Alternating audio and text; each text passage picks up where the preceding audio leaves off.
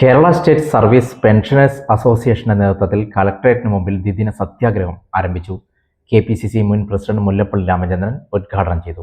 2022 July മുതൽ കുടിശ്ശികയായ 7 ഗഡുവായ 20% ക്ഷാമാശ്വാസം അനുവദിക്കുക, 12ാം pension പരിഷ്കരണം നടപ്പാക്കുക, മെഡിസെപ് പദ്ധതി അപാകതകൾ പരിഹരിച്ച് OP ചികിത്സയോടെ നടപ്പാക്കുക തുടങ്ങിയ ആവശ്യങ്ങൾ ഉന്നയിച്ചാണ് സത്യാഗ്രഹം നടത്തിയത്. നാളെ നടക്കുന്ന സത്യാഗ്രഹം DCC പ്രസിഡന്റ് മാർട്ടിൻ ജോർജ് ഉദ്ഘാടനം ചെയ്യും.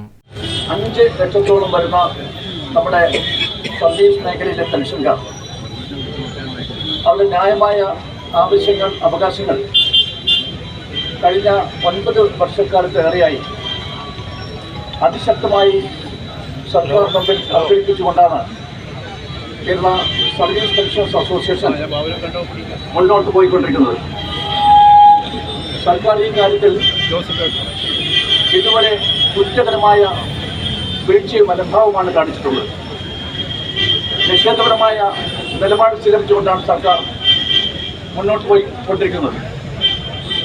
അതിൽ പ്രതിഷേധിച്ചുകൊണ്ടാണ് Kerala state service pensioners association ഇന്ന് സംസ്ഥാന വ്യാപകമായിട്ട് ഇതുപോലെയുള്ള സത്യാഗ്രഹ പരിപാടിക്ക് തുടക്കം കുറിച്ചിരിക്കുന്നത്.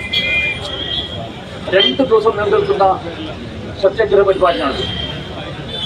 ഈ പരിപാടി ഇവിടെ നടക്കുമ്പോൾ തന്നെ തിരുവനന്തപുരത്ത് സെക്രട്ടേറിയറ്റ് നടയിൽ KSSPയുടെ നേതാക്കന്മാരും സഹപ്രവർത്തകന്മാരും ഒക്കെ തന്നെ സമരമുഖത്താണ്.